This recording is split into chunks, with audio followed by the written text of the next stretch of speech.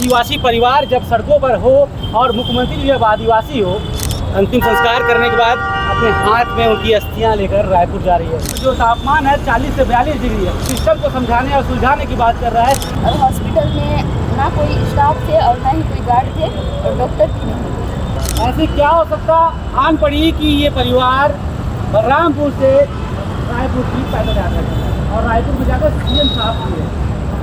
CM साहब से मिलने का कारण भी अभी इनसे जानेंगे। और ये जो हाथ में आप जो लाल रंग का कलश देख रहे हैं, ये कलश नहीं है, किसी की अस्थियां हैं और अस्थियों को लेकर सीएम साहब को सौंपने जा रहे हैं और न्याय की गुहार लगाने जा रहे हैं। न्याय किस लिए मांग रहे हैं उनसे ही जानेंगे।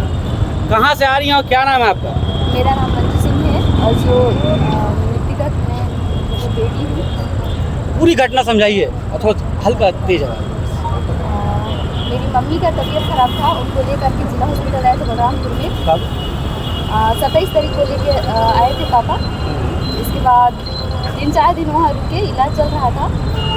फिर 30 तारीख को रात में 12:30-1 बजे के करीब रूम से बिजली हो। उसके बाद ऊपर छत में जाने का गेट खुला था, उसमें ताला नहीं लगा था। ऊपर जा कर के पता नहीं वो कैसे गिरे, हम लोग को नहीं पता। फिर हम लोग हॉस्पिटल में इधर उधर घूमने लगे। मेरे को लगा बाथरूम गई होगी करके, वहाँ देखी तो हॉस्पिटल में सब में गलती से घुस गई होगी करके, तो हॉस्पिटल के अंदर नहीं मिली। इसके बाद बाहर साइड खोदने लगे, तो पापा बाहर हॉस्पिटल से पीछे साइड खोदते खोदते गए तो देखिए वहाँ पे गिरी पड़ी थी। उसके बाद पापा आ करके मेरे को बताया कि तुम्हारी मम्मी वहाँ पे गिरी है, आओ उठा के ला रहे हैं। उसके बाद पापा के साथ हम लोग दोनों उठा करके लाए इमरजेंसी करके। और हॉस्पिटल में ना कोई स्टाफ थे और ना ही कोई गार्ड थे और डॉक्टर भी नहीं। बस आपकी माताराम जो थी उस मानसिक रूप से स्वस्थ थी? स्वस्थ। तो फिर डॉक्टरों ने क्या कहा? डॉक्टर लोग हम लोग को मतलब कुछ भी नहीं बोले। ये तो मौत जब हुई, मौत के बाद डॉक्टरों से आपने बात किया होगा, वहाँ के जो CMHO होंगे, BMO होंगे, तो उन्होंने क्या जवाब दिया? डॉक्टर लोग मतलब हम लोग से बात तो मेरे से बात नहीं। FIR करवाने की मांग की है, क्या किए, क्या हुआ? मांग किए थे FIR, लेकिन अभी कुछ नहीं। तो आपने एक पीड़ा देखा, एक बच्ची है जो कि अपनी माँ का अंतिम संस्कार करने के बाद अपने हाथ में उनकी अस्थियां लेकर रायपुर जा रही है। छत्तीसगढ़ के साथ सरगुजा जो है आदिवासी बहुल इलाका माना जाता है और आदिवासी परिवार जब सड़कों पर हो और मुख्यमंत्री जब आदिवासी हो, तब इस तरह का नज़ारा है। कहीं ना कहीं सिस्टम की फेल्यूरता की एक मिसाल है। उनके जो औरत का इंतकाल हुआ है, उनके पति भी हैं। क्या हुआ था चाचा? कहाँ कहाँ आप न्याय के लिए गए, अब कहाँ न्याय के लिए जा रहे हो? क्या मांग है न्याय के लिए?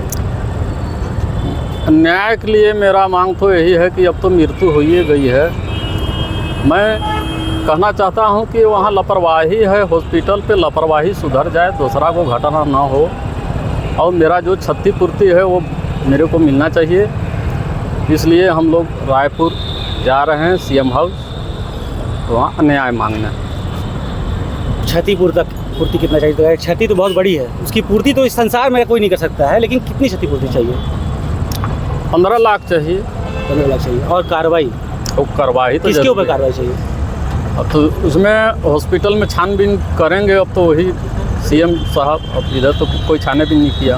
अब देखिए, जो पुलिस का काम था छानबीन करना, अब वो CM साहब वहाँ का छानबीन करेंगे, क्योंकि यह परिवार केवल क्षतिपूर्ति की मांग कर रहा है नहीं है, साथ ही सिस्टम को समझाने और सुलझाने की बात कर रहा है, क्योंकि जो दोषी थे उन पर भी कार्रवाई होनी चाहिए और ऐसे लोग जो हैं उन्हें न्याय मिलना चाहिए। क्योंकि ये पैदल यात्रा गर्मी का समय है और जो तापमान है 40 से 42 डिग्री है।